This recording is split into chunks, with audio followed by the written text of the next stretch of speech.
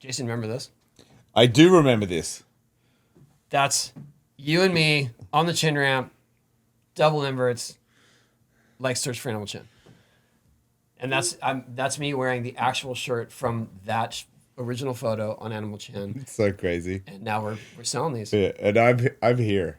I'm just a part of it. So we signed 1,000 of these. Yeah. Well, I've signed most of them, and you have to sign them. I'm gonna do it right now. So that by the time you were watching this, they will be available, ready to ship. Boom. Yeah, I'd hurry up and get one, man. This is the greatest thing that I'll ever be a part of, ever. So. I'm pretty hyped on this. Yeah. So they're at TonyHawk.com, I think. Yep. TonyHawk.com. Yeah, there you go. That's a place. That's a good place. All right. Keep searching.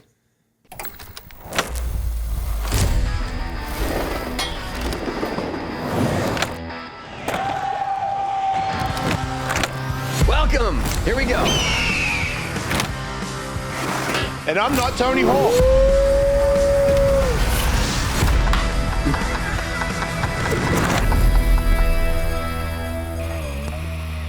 Geoff just said something before we got in here that, like, I just don't want to be in pain. I don't know if that's an option for us anymore. Yeah, I was gonna say.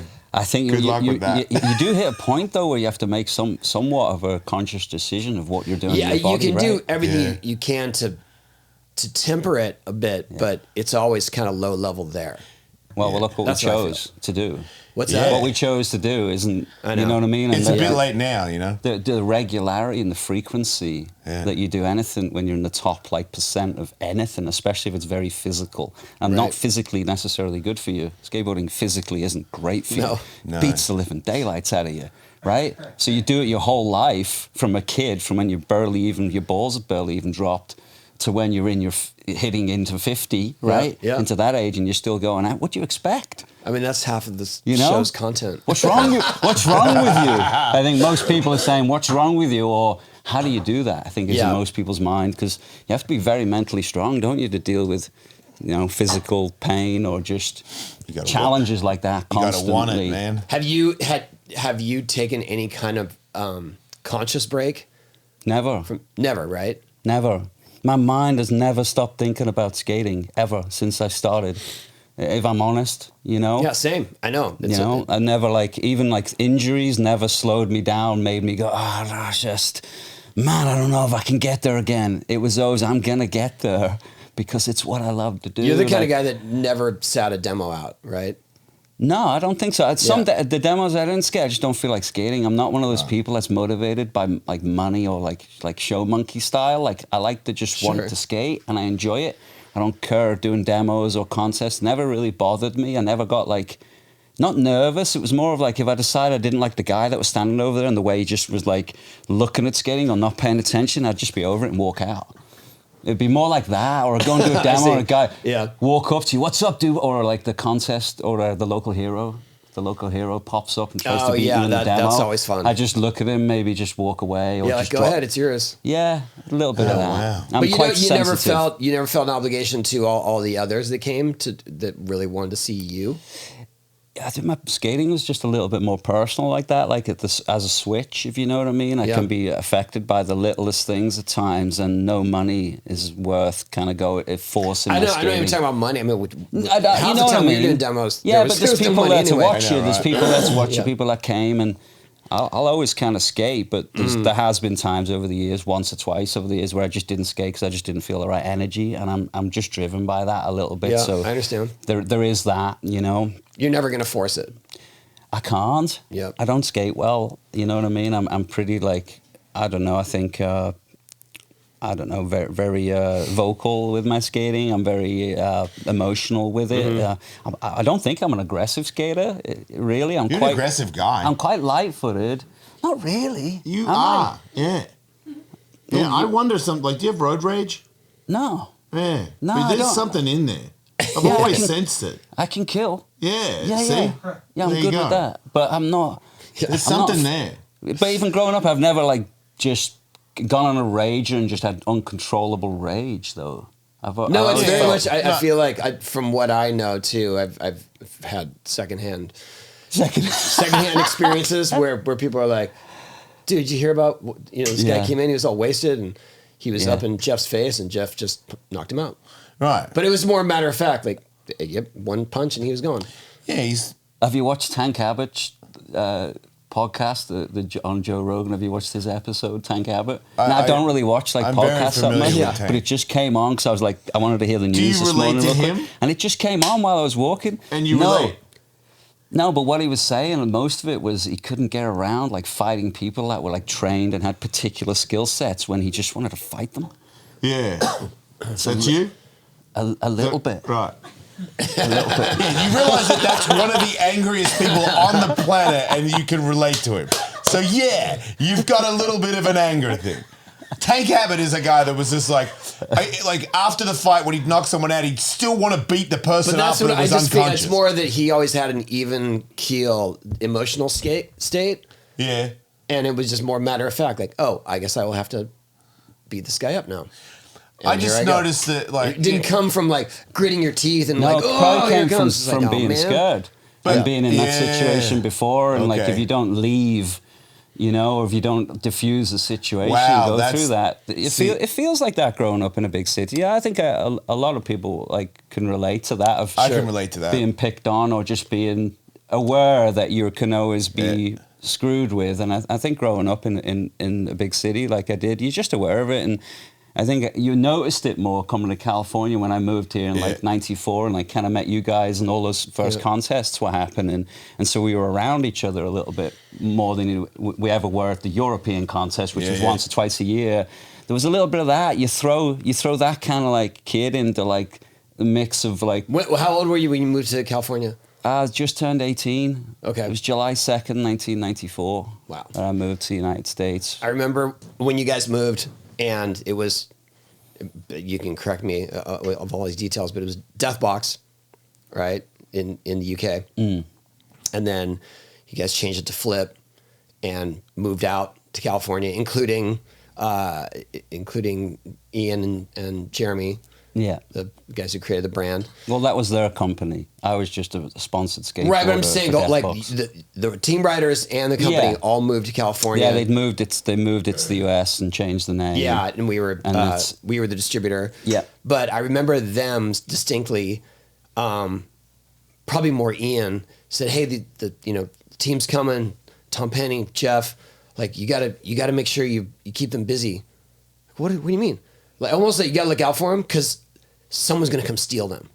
Yeah. Yeah. That was the vibe. Like if someone sees them skate, and then I saw you guys skate, and I was like, oh yeah, he's probably right. Right. But I didn't really have the time to be there at every step of the way. Yeah, I don't know. I've always been a pretty loyal person. You know what I mean? Yeah, I never felt like that. I didn't really think it was going to happen, but I wasn't in my mind. Those kind of things weren't really in my Right. mind. Of like when I came here, I wasn't thinking, oh, I'll find all these sponsors and I'll kind of get it going. I was terrified. yeah, I just wanted to step onto this concrete and go, can I skate here? Can I just go to those spots? What do they look like? You know, all your Carlsbad Gap or your How did you do- Oceanside High School. Yeah. All that. I trip now coming down to... I come into San Diego and I feel like I'm in a Zero Skate video and I have flashbacks of all the Hate Street Yeah. videos and all the early Birdhouse videos. How do and you feel about Powell the terrain? videos of you skating your ramp in slow-mo. Like that is just emotionally built into my psyche when I come to San Diego. Can you remember how you felt about the terrain? Like, was it Yeah. rough to you, or was it You know, good? I couldn't get used to the click, click, click, click because It the was- concrete it's pads were rougher, like right? every 6 or 8 feet there was a break in the concrete. Yeah. I wasn't used to that. I was just used to being breaks everywhere on the concrete. Oh, so wait, from where you're from, you thought it was rougher. No, I had a hard time with the timing and perfection of the concrete in California. I couldn't Wow. skate properly. Because my Australian friends, when they came over here, there was a Tripped me couple of out. guys that were like real good, like tech guys, you know, and they were like, oh, all the famous spots. So they went to all the famous spots and they were miserable.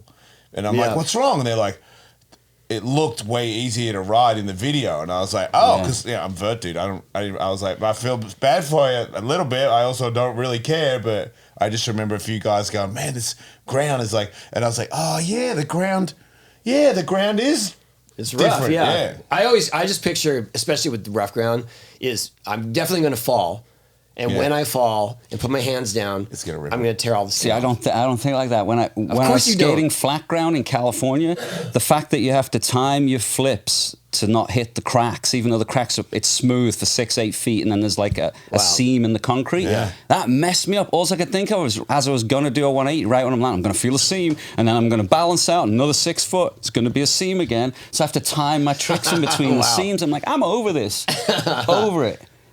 It makes you, and when you start thinking about your skating like that, that doesn't help.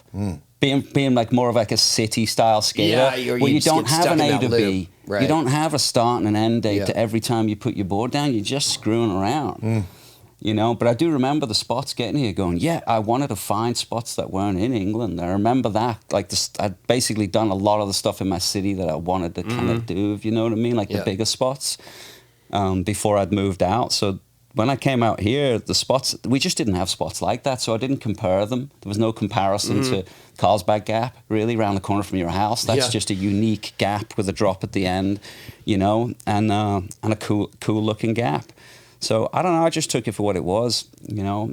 Definitely the rails were like skate park rails. They were low, they were smooth run up, and they Compared were to UK. and they were easy compared to like anything in Europe. To like approach and in your head look at and go, okay, nothing I saw when I came here was too big.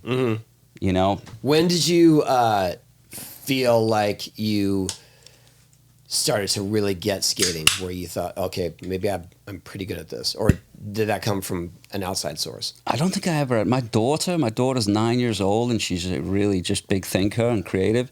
She asked me recently that she asked me like, Dad, I have a question for you. It's very specific for a young girl. Do you remember the day that you realized you'd made it? I'm like, you're 8. What are you asking me? That's a wild question. I'm like, no, I still don't know. I never. Not that you made it. I think just more that you felt like you had a mastery of techniques, where you knew that. 23 years old. Okay. Right, around about there. I remember consciously when I was getting like my man body, 16, 17 years old, balls dropping, getting a little bit more power, and learning to ollie higher and starting to be able to go a little faster, slide a little bit further. I remember in my mind consciously wanting to like master frontside and backside on the street, because it was always hard to be as good at a backside lip slide for most people as a frontside lip slide or a front nose blunt. I wanted them all to feel the same. I remember like practicing technique, not necessarily trying to learn tricks, because I've never felt like I've been the person that tried to learn tricks. I always kind of learned part of the trick, and then I would kind of throw after it. And then when I wanted to do it, I thought about it that much that 9 times out of 10 I figured it out. But I would never sit there trying to learn how to flip it properly or as much. It was a lot in my head, I think, and watching videos and watching guys like yourself where you're looking when you're about to do a trick. It was more mastering that. And I found like your head placement and like your posture is huge on being able to move consistently and move freely like that every which way. That was definitely consciously in my mind the whole way through. From when I felt like I was getting sponsored and starting to like, I remember learning backside lip slides and backside tail slides going, that's it. Like I got the backside movement now. On ledges and rails? Blockers. Yeah. Okay. Yeah. You know, I do remember that. And I remember going, oh man, there was no rails for me to backside lip slide in England before I moved. I was just getting that power right before I moved. Right. And it wasn't until like I started skating with Jeremy Klein and like you know, Birdhouse and Hookups and the riders that rode for those companies started to take me out and skate. Willie Santos took me skating quite a bit, so they would take me to different spots. That I got to see that and be a little bit more relaxed. It took me maybe 2 or 3 years to feel comfortable skating, moving to a foreign country.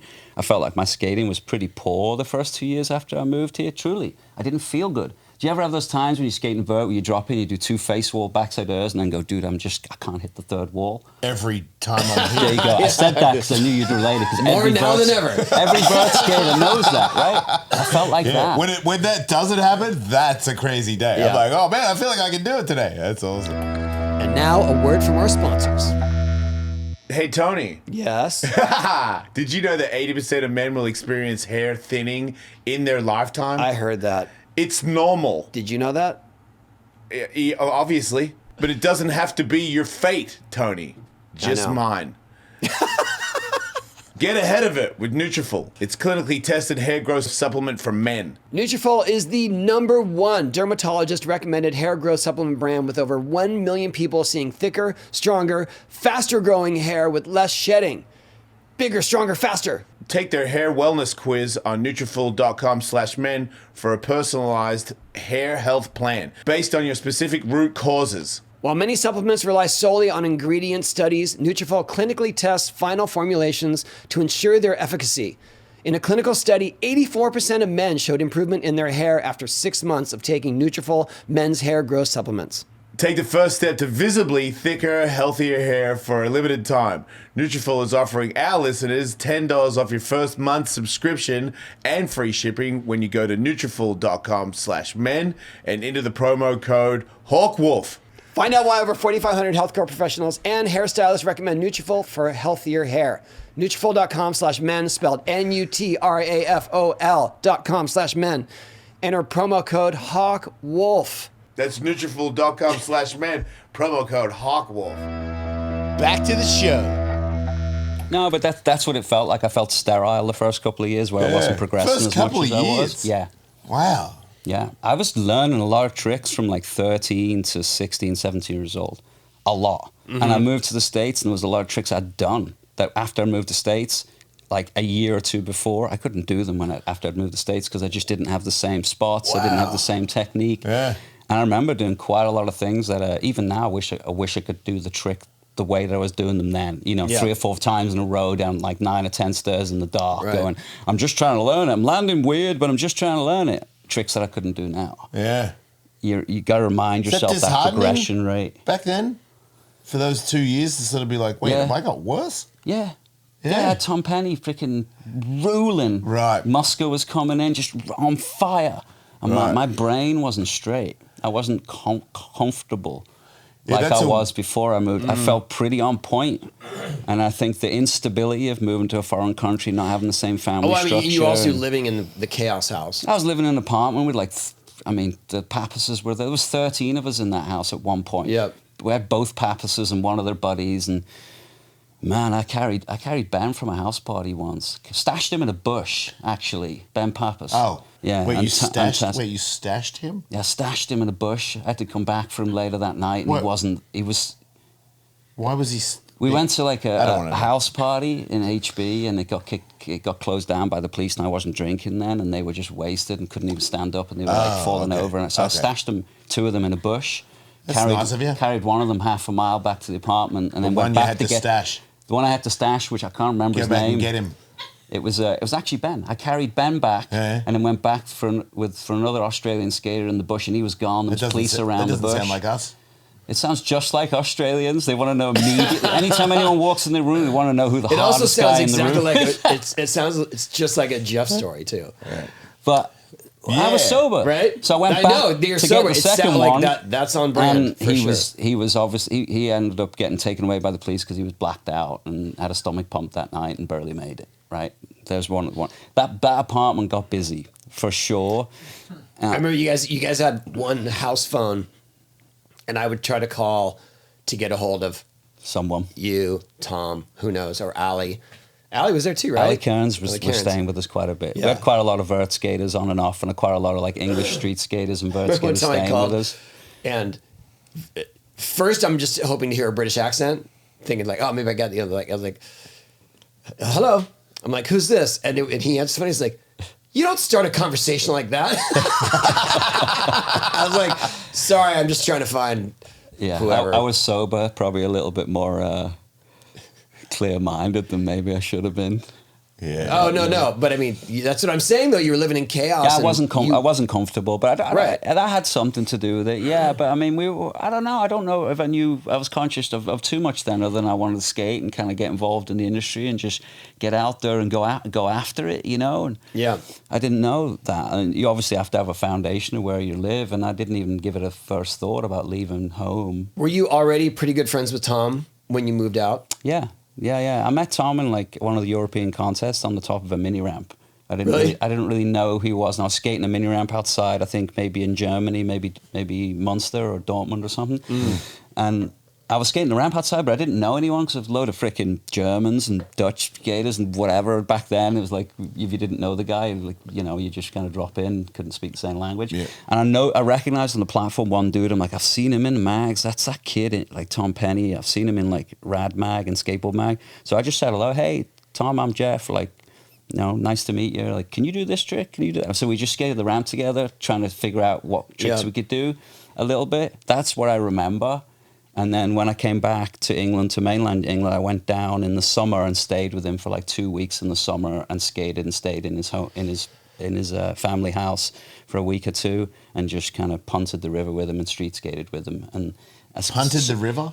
Yeah, like punting on a boat. We use a stick and push yourself along the river. No Tom way. Penny and I in the summer going along the riverway. That's so great. Yeah, I spent a week or two and got to know him a little bit more then. And yeah, you know, I was friends with him, good friends with him before I moved here, and I think we both had a lot in common. We were just skate kids, wanted to like learn tricks and go after it, and we were Same similar age, and Yeah. we didn't live near each other, so we didn't see each other at contests, but we saw each other in mags and things like that probably, and I related to him. And Tom's a lovely person. Tom's a lovely man. Always has been the nicest person and clever person, and yeah, man. He's So an inspiration. unprepared for fame. He's an inspiration. He's such a creative powerhouse. Like, there's nobody like Tom Were you at Penny. that Radlands event when he just shut the place down? Yeah, I mean, you got to think of the times I've seen him skate right back then. Like, I saw things that would just...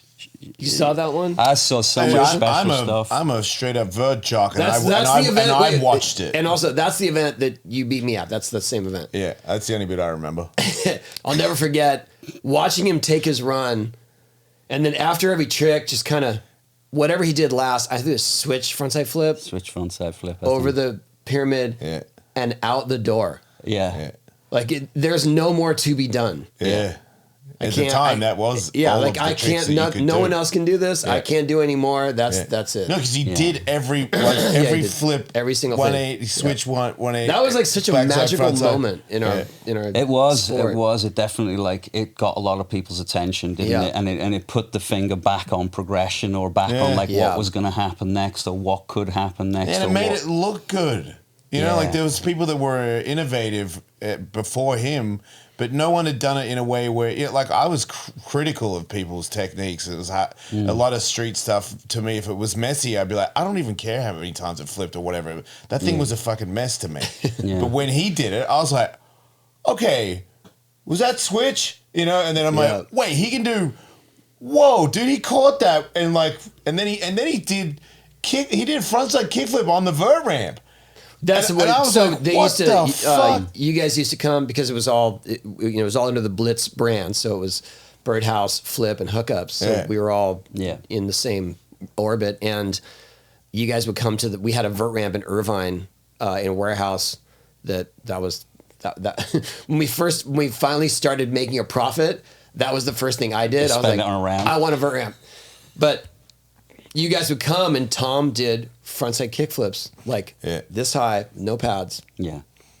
I remember him on the deck with no pads on, and I was like, "Oh, that's the kid that was," because we were watching him on the course. Like, you got to see this kid, and I was like, "Yeah, okay." And then I was like, "Okay, thank you for telling me to watch this kid. Like, this is crazy." And then I see him on the deck, and I'm like, "Does he know?" Because he has a very like blasé, like, I'm not really paying attention to the world face. Yeah. And I was like, does he even know he's on the vert ramp? But like, is he up here trying to talk to someone he knows? And then he puts his tail over and I'm like, oh, please do. Like, I want to see what this is. And then the kickflip, I was like, son of a bitch. Like, none of us were anywhere near it. No one. And he had we, no we pads lived, on. We lived on the ramp. Yeah.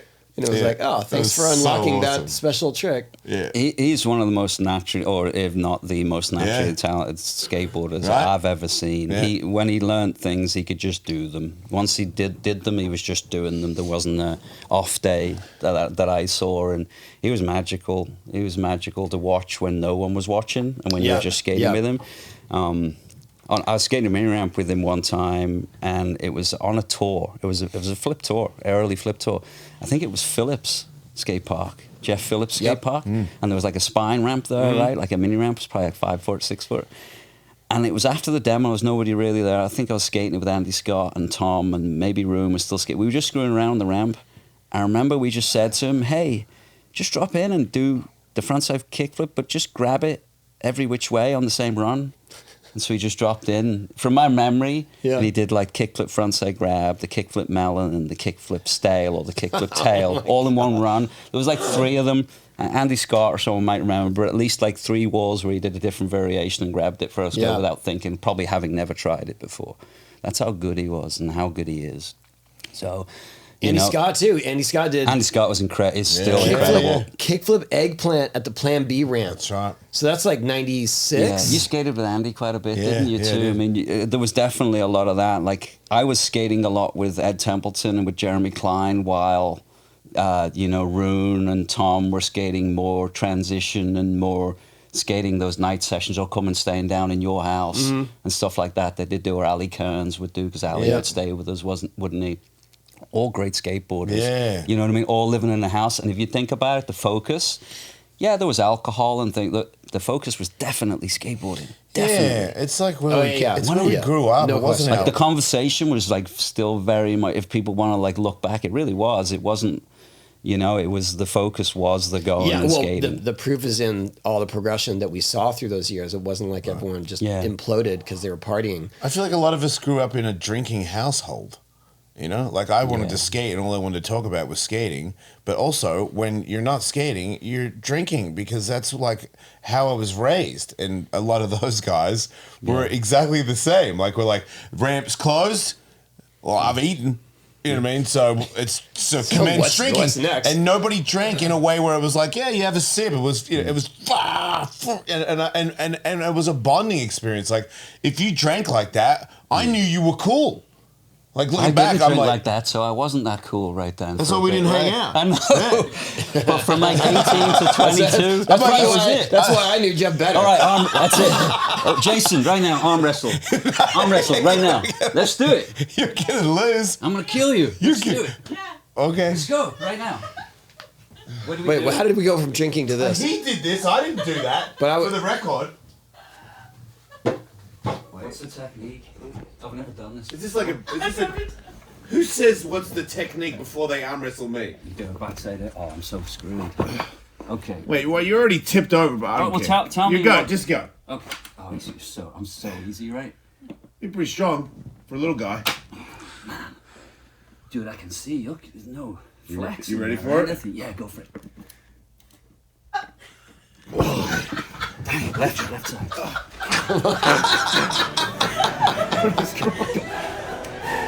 This one's harder. Yeah, you fucked me. Oh, see the technique move? See that? Wearing you out a little bit. No, you've got me because I've got my table. Just wearing you out. My stamina, I don't have an end to, Jason. Oh, really? Keeps going. Okay. Let's test it. Nope, you ain't got me. You ain't got me, Jason. I feel like I'm cheating. I'm a cheating. It's gonna go. Mother. Come on. Jamon. Jamon.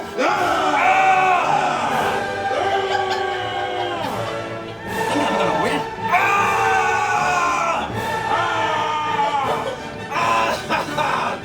I haven't even started yet.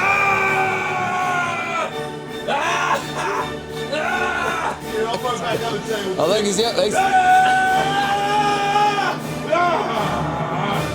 God damn, that was a good one, dude.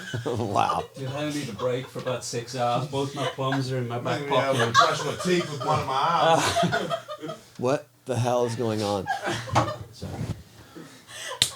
Nice work, champ. What have we learned? We're both Pretty crazy. Pretty strong. stupid. Yeah, we're definitely both stupid and we both got anger issues. A little bit. Is that what that was? I feel a lot better now. That was a lot of energy, wasn't Okay, it? good. Yeah. Man. Good talk, good talk. Wow. All right, take a break. That was the first. From now on, every guest arm wrestle. Don't have That's day my one signature. song. I arm wrestled day one song. Sean. once. Yeah. If I remember, yeah, he was very, very, very, very strong. Wow. We're never gonna Also find good out. on vert. Day one? Day Yeah. one can do anything. With the wobbly truck thing. I remember him at Ventura Skate Park standing next to me. with like and his wheels went like that on the deck, and I was like, "You're not going to drop in with that, are you?" I feel like he only has one bushing, and he just hand tightens. He does. Is that right? Yeah. Right. They just rattle. Deadly. And like a lot of his tricks are like faster than rolling fast, like really quick feet. Yeah. You You've know? got quick feet. I used to say that about you. Dude, I'm still recovering from that. I'm about to have a cardiac arrest right here. It's good energy there. That got me hyped. It did. It made me want to skate. Shit. Yeah, Where do we go from here? We're going to skate. We invite people to come skate, but you guys. I'm a little laid up, aren't I? Because I just always slam and hurt myself. But Well, that. Are you? I mean, these days, do you shy away from doing big drops? no, It's all the same. no. Well, I can't do stairs and rails the same because I can't take the impact as frequently. Yeah. So I have to pick my battles, and picking them, I'm kind of picky a little bit with some of that style of skating. I feel like I've done a lot of like, I talked about mastering tricks, frontside and backside, doing the biggest board slides you can do, the biggest grinds. I've kind of done a lot of the ones, and I don't feel the need to do the same thing I did. I could grind that Staples Center. It's in me physically to just go and do it, but I don't want to. Right. I want to do something else somewhere else on a different terrain. So I can't take the impact I used to be able to take for sure, but I want to, I want to. And I can at times, and I can take different kind of impact now, bigger banks, slower banks, like a big wave surfer. They find bigger obstacles. They have more time to do their tricks. There's a lot of that, Tony. That's the whole theory about this ramp is that it's bigger than most. Yeah. And it's because you have all that wall to prepare. You have all that wall for landing. Yeah. I mean, my pitch is that it's safer because of that. It is. It's only if you come off, you make a huge mistake on there where you hit your head versus if you hit your head at the little Vans ramp, half pipe, you're going Faster. You're going way faster. Yeah. So maybe your head hits a little harder. How did you feel about the statue of you doing the Staples Center? I'm not a person for like statues and for trophies and for things. That was pretty amazing. I love Steve Van Doren. His heart is in the right place. Yeah. Right?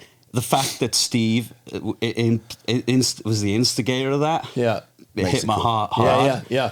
Right? But the idea of it having like something that you covet for is not really me the same way. So it felt. Where is that thing? It's at the front entrance of Vans, at the front door of Vans, on the left side of the front door. That way, everybody that goes to Vans knows where their priorities are. That was a particular that's amazing. I thought it was request, if you know what I mean. I'm like, well, if you're about skating, stick it by the front door, then we'll know what you're about, right? And they did, which is amazing. So it's flattering. I mean, my parents are like blown away by something like that. Yeah. They're like, you have a statue, you know what I mean? Of you skating, you made it, kind of thing. That makes them happy, which makes me happy. That's all I think of it, really. Yeah. And I also think it's pretty cool that. Here's what I thought was pretty cool, right? I was trespassing that day that I skated the Staples Center. Yeah. I timed the security guard. I knew it took him 9 minutes to go around the building. Yeah. I'm still breathing really hard from our wrestling scenario. Right here. So it took him 9 minutes to do the loop. Yeah. So I knew I'd get 1 or 2 goes. 2 goes quite a lot with that size of a spot because you're pushing and pushing and pushing and you land on the other side of the road. So I had like 5 or 6 goes, right? If they'd have put the actual statue on the ledge at the Staples Center with the plaque at the bottom that said this is the only time the skater's been documented and given notoriety for doing something illegal, we'd have won all of the public battles. We'd have just won. Yeah. Right? To me, that would have been amazing to do that. Put it on the actual spot that you skated with a plaque at the bottom. When I first saw it, I thought it was. Well, I didn't have any context to it. They had it there for the first 3 months. It was at the Staples Center. Staples. Wait, it was there? Yeah. They took it there for like PR with approval from Staples. They were like, but they approved it. Yeah, and they were good with it. Dude, that is That's sick. when I saw it. So I thought, that they're immortalizing that that's amazing. That is so awesome. We wanted to leave it there, but they didn't. I don't think they really wanted it there because I was trespassing. Sure. Yeah. You know? But there is a sense of that too. Yeah. I mean, in places where it's like, Yeah. we just started making it, and now it's a place that It would be cool to take it and put it in a city and put like a really good ledge around the bottom of it, like those old freaking Napoleon statues or something like that, and have a really good ledge around the bottom of it and just leave it there like that with the best ledge ever, perfect marble. Is I think you might need to do that. Has Love Park got something different? Like, I'm going to Philly this weekend to do stand-up, and I got asked if I wanted to skate or whatever. I was like, yeah, man, if I'm there the day before, I skate wherever you got a spot. I don't know what the status And of the that is. I person know they were goes, building wait till you something go else. to Love Park. It's going to look a lot different than the last time you were there. And I'm like, everything looks a lot different than the last time I was there. Yeah. But it sounded like they were saying that there was a skate park there. Does don't that know. sound possible? I don't know. I mean, there was a big Definitely push for sounds- one, so I haven't been up on that one. That Yeah, who knows? that fell off my radar. It'd be weird if you wanted me to go there to check it out and it was just a giant hole. Like, I'm There pretty might be sure. some good ledges for you. Yeah, Get a ledge nice one, line. asshole. Yeah. You don't know me. You really do. Yeah, You're A- incredible. a ledge You is should go to dangerous. FDR. That'd be pretty sick. Dude, I skated in New York the other day. I was gonna tag you because someone was like, "Come skate." And I was like, "Yeah, man, like anywhere." Because these days I kind of ego's gone. Like, I don't care. Like, I'll ride anything, and if I can get into it a little bit, I'll find something. It was all flat ground. Like, I get there and I go, "Oh, ooh." They're like, "Hmm." I'm like, Was it a park in the city? Yeah. Was it near the water? It was near a basketball court at a school. Okay. But it had one thing had a transition to a wall ride. I was like, yay, I can hit that. But then there was like mani pads and like little like concrete board slide things, and I was like, oh, you're gonna get destroyed because I'm gonna ride it. And I did I did a manual on the mani pad, and I was like, I don't think I've done this particular maneuver for 30 years. Were you wearing a cowboy hat? Fuck you.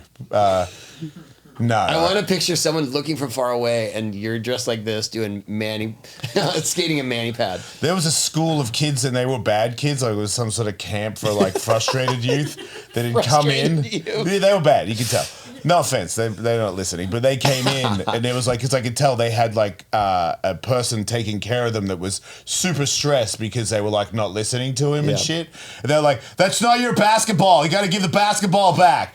And they're like, "Fuck you," you know what I mean? Like, trying to steal someone's basketball. And then they walked out onto the course. Oh, no. And I was going for my manual. You know what I mean? Yeah. And I'm like, "You're a bad kid.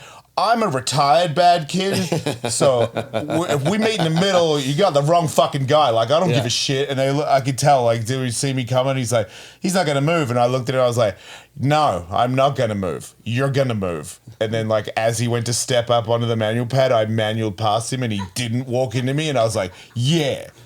But I was like, I'm still ready.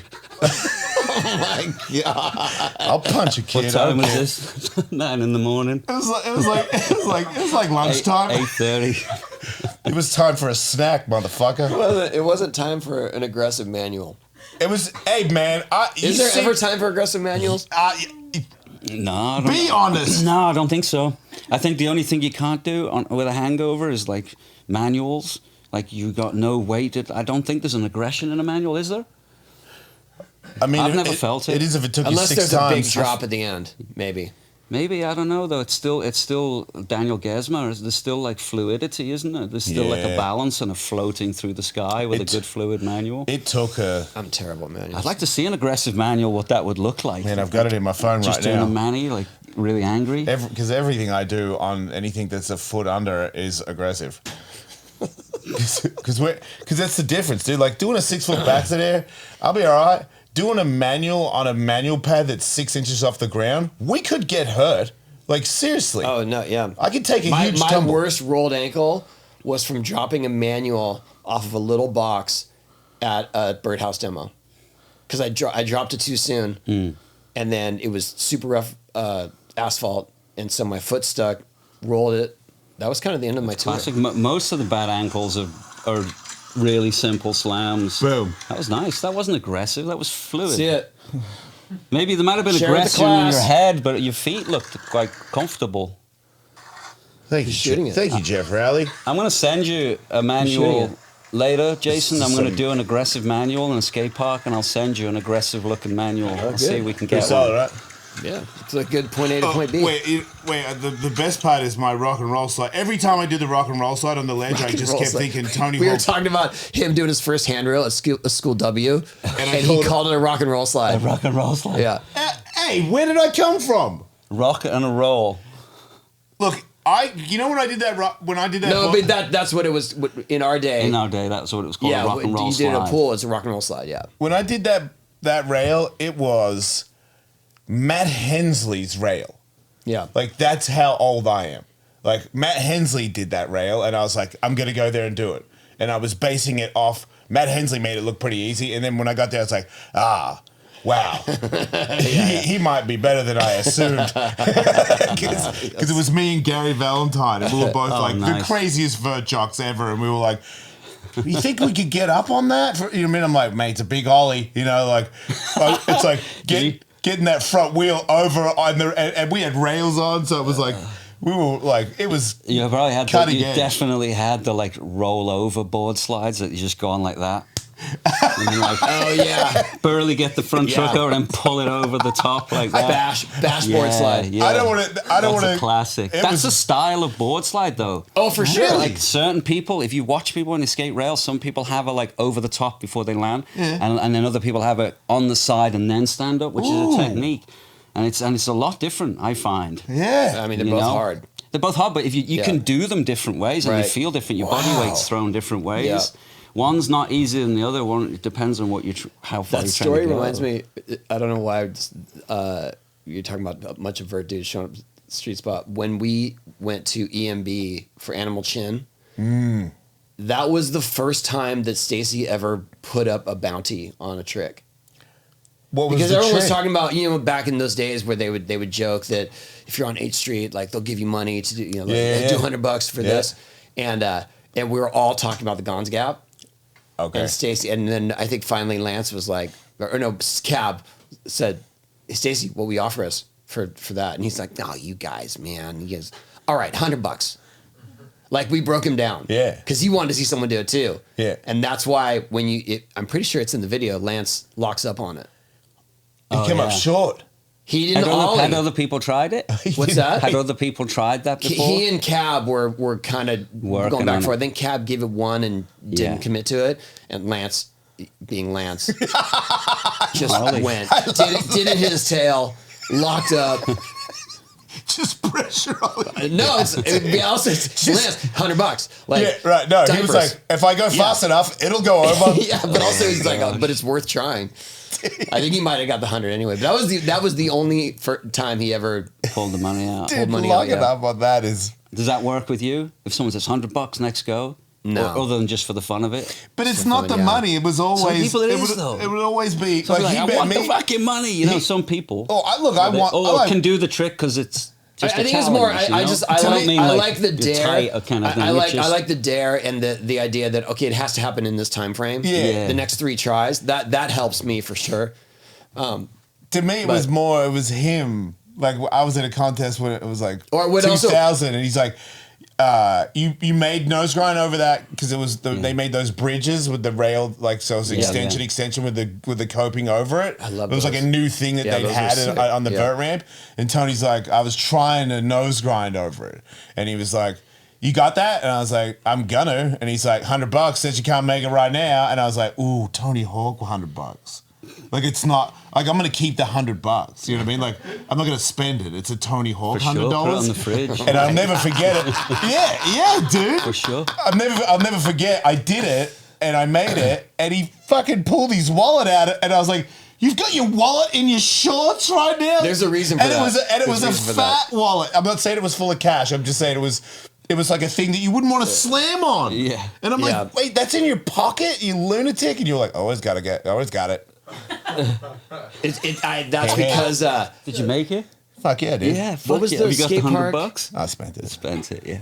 I was you drunk. spent it that night for sure on beer. You kept it for like 4 hours. I held it until I got drunk, and then I was like, "Who wants a beer? I got $100 with Tony Hawk, yeah!"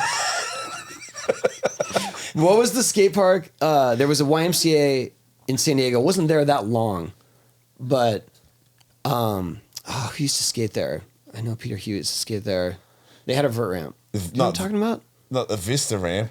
No. It was in San Diego. Further down. Yeah. Like down in San Diego. Yeah, it was like Claremont Mesa-ish, but it was more, I don't remember. There was a vert ramp there that I went to one time, had a backpack, put my wallet in my backpack on the deck while I'm skating, and some kid stole it. Oh. And that's why you just... And no, it was just like, I'm never leaving my wallet anywhere near the ramp again. And so from that point on, I would put my wallet in my pocket. And it was like a beast wallet, like a dad wallet. It's funny how you learned your lesson that way. Jake Phelps used to give me shit about it. He's like, you're only a skater that skates with his wallet in his pocket. Oh, he always had that, like, you're all about money. Oh, wow. See, I gave you shit about it, but I gave you shit where I was like, this guy's so good that he knows that he won't fall on his wallet. Do you know what I mean? Like, I just saw it as, you cocky bastard. You can skate with a wallet and know you're not going to fall. Skate with a watch as well. Yeah, like if I had anything on, I'm going to... I'd rather have that narrative than what Jake put me through. Dude, you're skating in the airport thing. That's the other thing I was going to tell you. I've been skating in the airport because I'm traveling as a comedian almost every weekend. Do you skate in the airport? I skate through it a little bit. Roll right? Around from terminal to terminal. Yeah. What about if it's packed? Do you just pick it up? Yeah. Case by case. Yeah. I'm not afraid to put my board down in the airport. Let's get it done. The other day I was at an airport that had I've slept in far too many of them to say I haven't right. skated. Yeah. It had a downhill section. So as I was rolling, I see it and I go, oh, sick. And there's nobody, it wasn't packed. And I was like, hell yeah, I'm bombing this shit.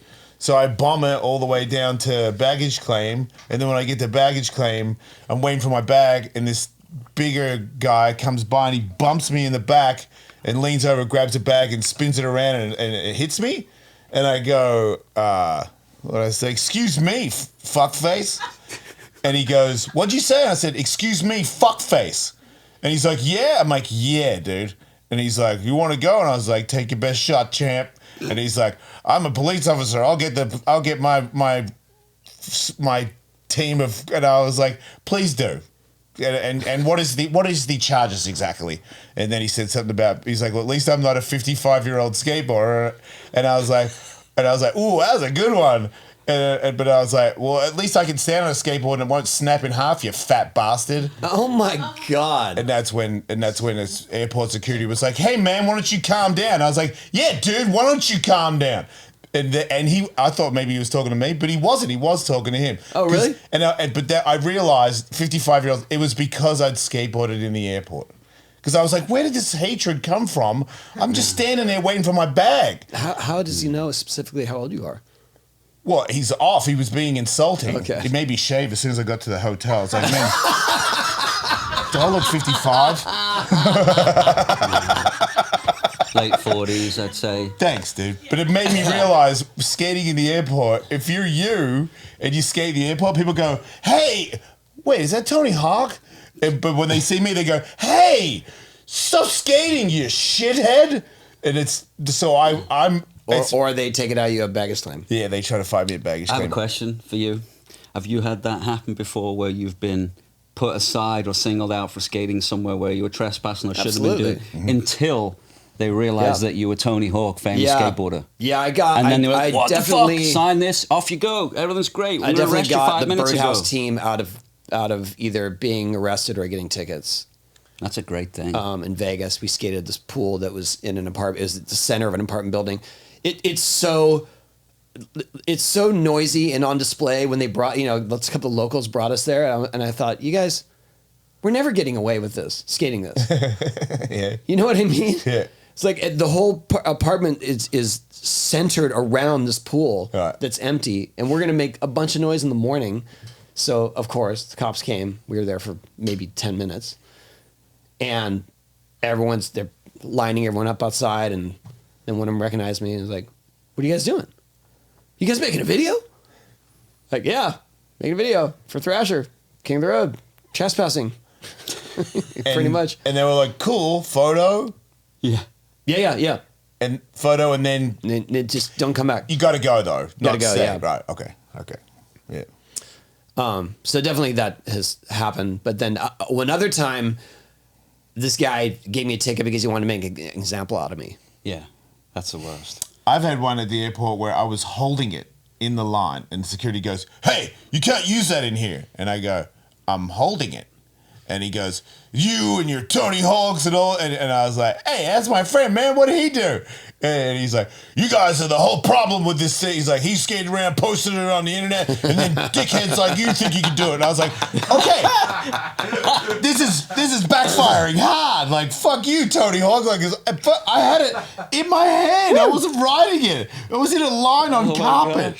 Dude, like, had it. He was pissed. If he saw you, you would be. I had a guy in Detroit go get right in my line, where security or a security. Yeah, but I was coming around the corner. He had seen me before I saw him. Okay. So he got walked right into my line of fire, where I had to just.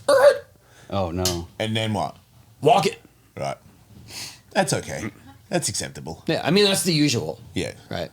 I was getting arrested one time. You win? No, I didn't get arrested.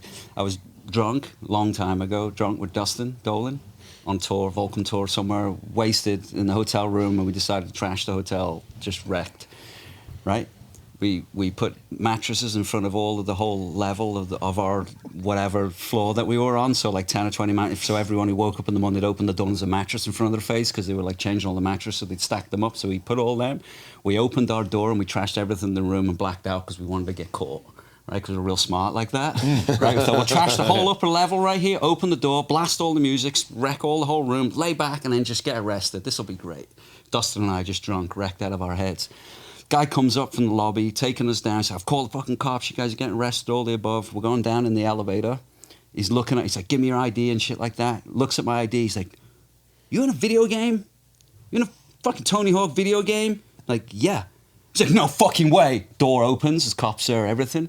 He's like, "Everything's fine, guys. These guys are fine. They're good. They're going to handle it themselves." They've apologized. And they left.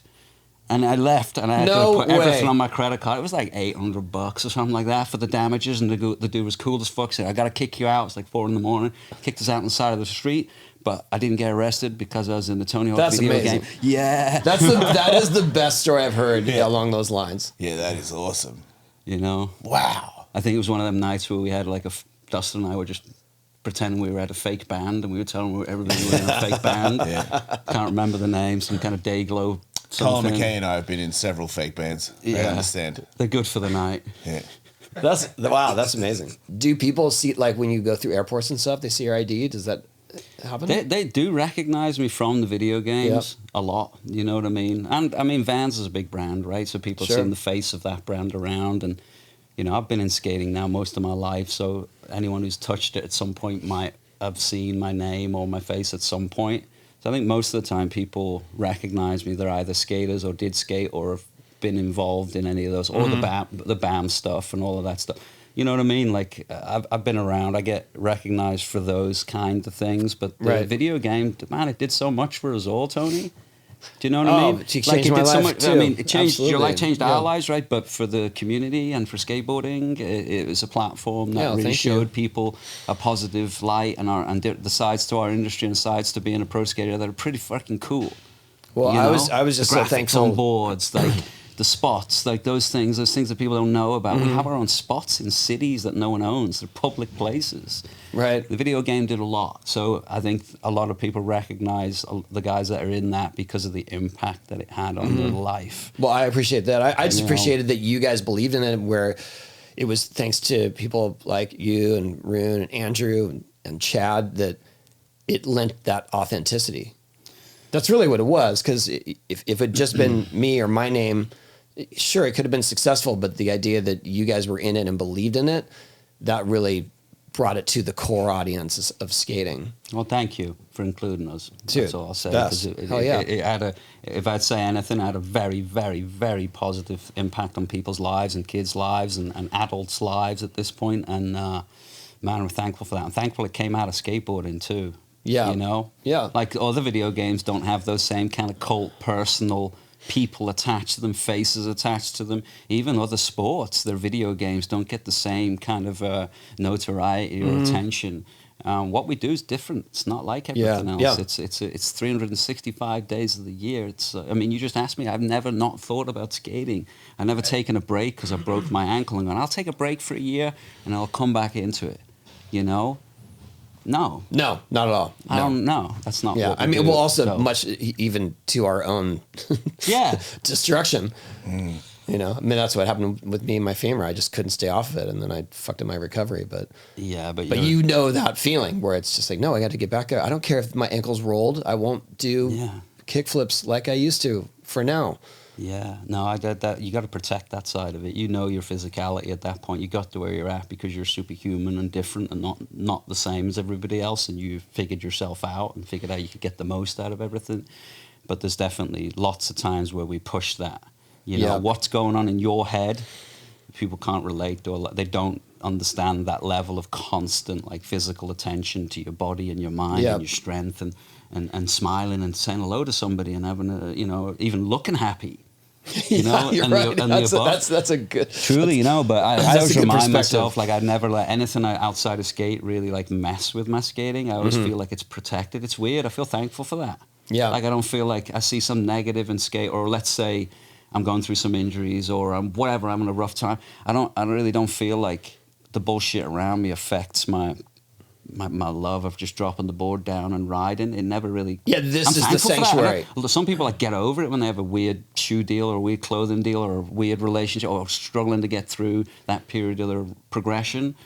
And I'm thankful that like I never felt like burnt out. I never felt all of that because I always felt like my skating was just.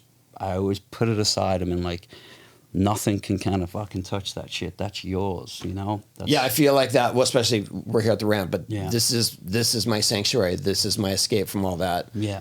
And sometimes, you know, it's not. It may not. How long be did the it take you to healthiest do the 50 tricks when you were 50 years old? How long did it take you to film those 50 tricks? Oh.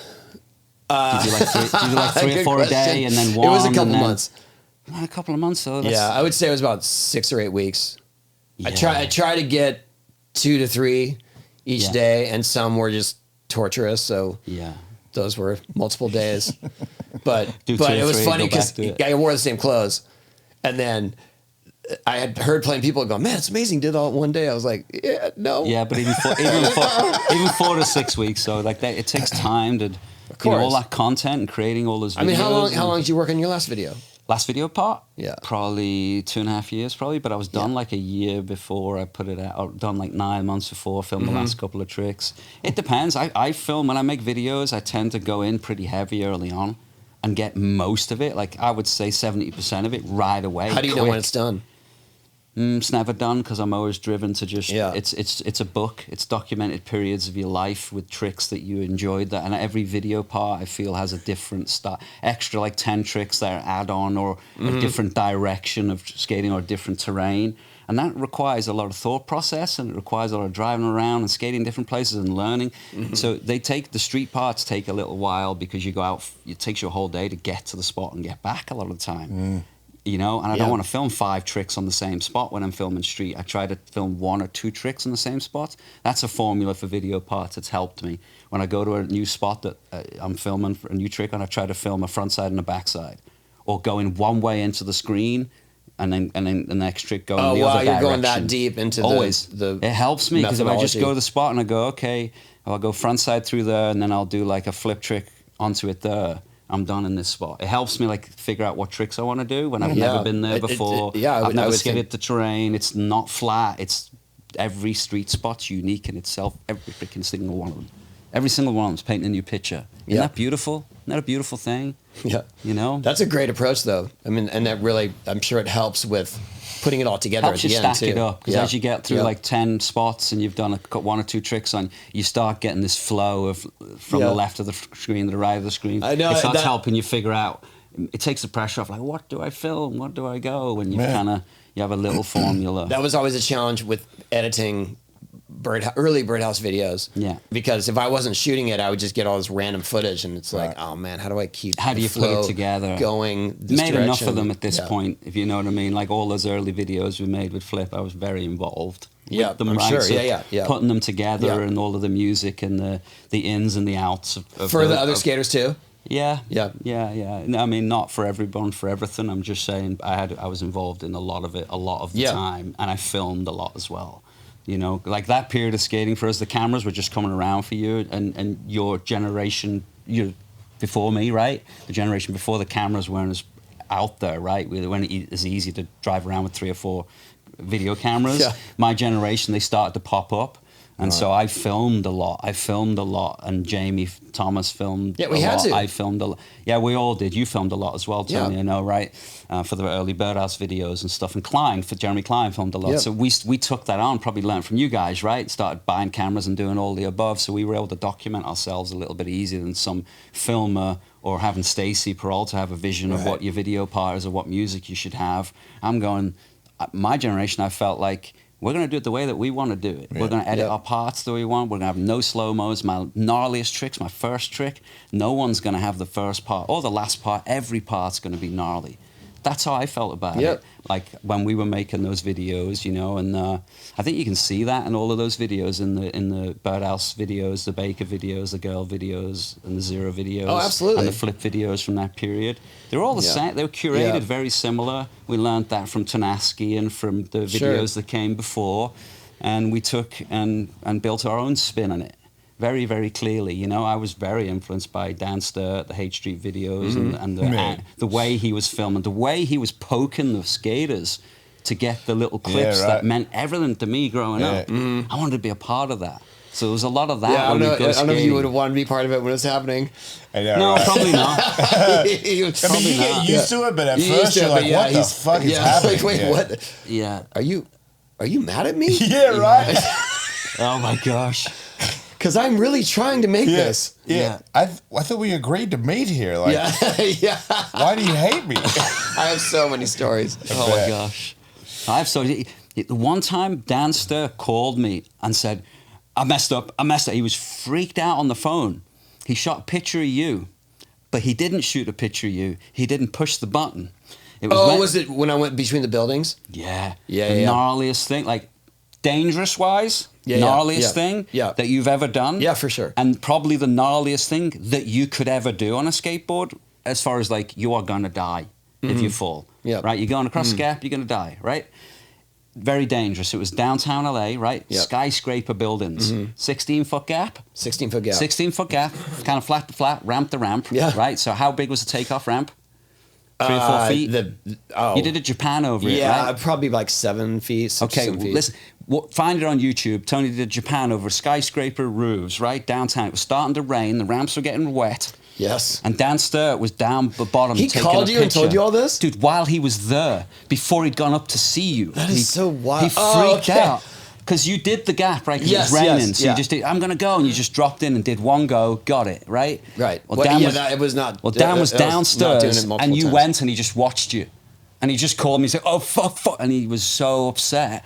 And then he went, from my memory in the story, he got in the elevator and he saw you in the elevator and you said something to him. What, you wanted to hear my Yeah, version go of on. events? Yeah, so Yeah. You made the real version? I brought him. No, that's it. Yeah. I brought him to get the photo because Yeah. he was, this masterful lensman. And I was like, I'm so curious, what will his take on this be? Would have been the best photograph ever. Ever. It would have been. It was in the Garment district of downtown LA. So it's pretty hustle bustle there. And of course we got permits from this building. It was early 2000s. So they're just like, yeah, whatever. Sure. MTV. Okay. Yeah. And so built this ramp, the perfect scenario. It started raining. It was raining most of the day. We finally got a break in the weather and Dan was on the street. And I figured, okay, that's his angle, right? It's 7 stories. We finally got a break in the weather. They start trying to dry everything, and it's like, okay, this is it. This is your chance right now. It's going to start raining again. Yeah. So I went up. They're like, here we go. All right, here we go. Boom. I jumped in. I actually kind of overcleared it, It's probably for the which best. was okay with me. Yeah, because like a bottom Coming up landing. short's not cool. Oh, whew.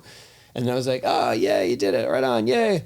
And the landing side of the building had an elevator that went up to the roof. You know how those elevators look? Yeah. And did it, said goodbye. And as the elevator opens for me to get in, Dan is coming out. Yeah. and he has this look on his face, and he goes, "Are you gonna do it again?" And I was like, "No." Yeah. Like, I didn't know. No, I didn't get it, and I was like, "Yeah," because that Right. would be a dance joke, right? Sure. Yeah, For and I sure. was like, "Yeah, right." And he's like, "No, I didn't get it." Well, he was very upset. And then I go, "Really?" And right when I said "really," it started pouring. And I'm like, because you would have gone again. "For him, yeah, Wow. probably." Yeah. And That's then real. it started pouring, and I was like, and then he turned around, got in the elevator, and went down. I bet. Like he didn't even let me in with him Yeah, because he was just like he was super embarrassed. I mean, Yeah, he was upset. but I'm that's such an interesting perspective to hear from you that he's calling you about it. Yeah, he was upset. I know he's upset. He's a but master. He probably thought about it for a freaking week before. Yeah. The exact angle, the exact time he wanted to stand there and where the light I think it would was be. more that he had no contact with the production. Obviously. But he's like that anyway when you shoot with him. He just walks all over the place. Right. Yeah. Plenty of times I've been riding Yeah. up to the rail and he just starts walking up the stairs towards Yeah. you. Towards you. And it's like 20 stair rail, kink rail, and you're going to be balancing, and he's like on the staircase, walking while you're sliding down. Yeah, he thinks He was like you're- that a lot. Yeah. Yeah. No, but he would also stand in places where other photographers that I'd shot would never stand. Yeah. You know, in the weirdest, most uncomfortable places. That's what he did with me, dude. The first time we ever shot, he stood on the transition in line. Like I was doing a tail grab to fakie, and he stood 6 inches Right where away you're gonna from my land. line to go up the ramp. And I remember, like, I'm in the air, and as I land, he, like, steps in, and I'm like, and I bailed, and he goes, "What the fuck was that?" And I'm like, "I thought I was going to hit you." He's like, "What you worry about yourself?" And I was like, "Okay, but you didn't tell me you were going to walk onto the flat." Like, I'm sorry, but he ended up making me so mad that I purposely, like, drifted towards him on the one that I made. And I think that's what he wanted me to That's do. exactly what he wanted But to he do. got the photo. Yeah, he did get He got the photo. Yeah. It was actually a double. It was a tail grab to fakie and an ollie over a picnic table. Wow. Because it was back when it was like, Yeah. if you're not looking like you've done some Yeah. kind of street trick, you're not sponsored. Like, and I was like, but I really did. There was that big bank that Sheffy used to ollie. Yeah. And I used to go there because I really liked it. Like, I was like, I can't ollie a picnic table on the flat. But that bank was so, if you could push fast, you could fly off that thing. Yeah, yeah. And I would go there on the regular and pop ollies over it because it was like, I was legitimately having a fun time. What was your favorite photo that he took of you? Of Dan? That Yeah. Dan shot? Yeah. Probably the Staples Center one. Yeah. Because I remember, because it's an ass shot from the back, completely like flat ass shot at the back. Yeah. You know what I mean? A weird perspective. And he was standing on the bottom stairs and stuff too. So not a normal, you don't see where you're coming from, where you're going. And then I like the colors, red, white, and blue. Yeah. Like very simple. Probably that. But my mind doesn't really think in favorites the same way. Because when I think of Dan, I just think of all of these incredible photographs that like just stick out in my mind. You know, even just the Remy Stratton photo. Did you ever see that one? The nose grind over the hip at the YMCA or something. It's like the perspective. Yeah. Perspective's a hell of a thing. Yeah. Yeah, Like, or just Matt Hensley doing an ollie on that freeway overpass. Yeah. Yeah, that one was Like, crazy. Or the I mean, cowboy, it's or the you know. cowboy, the cowboy hat. Ollie. Yeah. Like Yeah. not the gnarliest trick Oh, ever. man, I gotta it's, find all it's this the stuff. type of photograph. All right, stop talking about stuff now. Yeah. What do you need to find?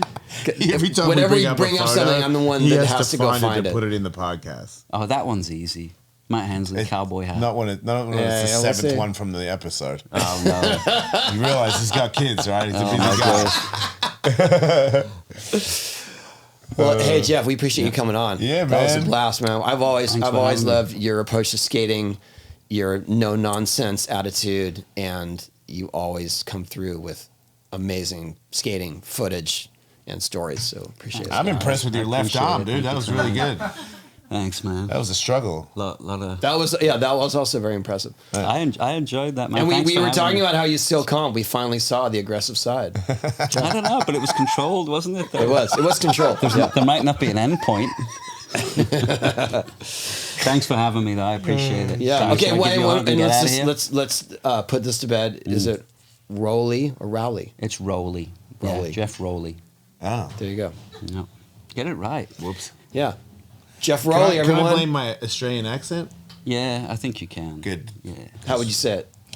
Rolly now. Okay, thanks, Geoff Rowley. Thanks, guys.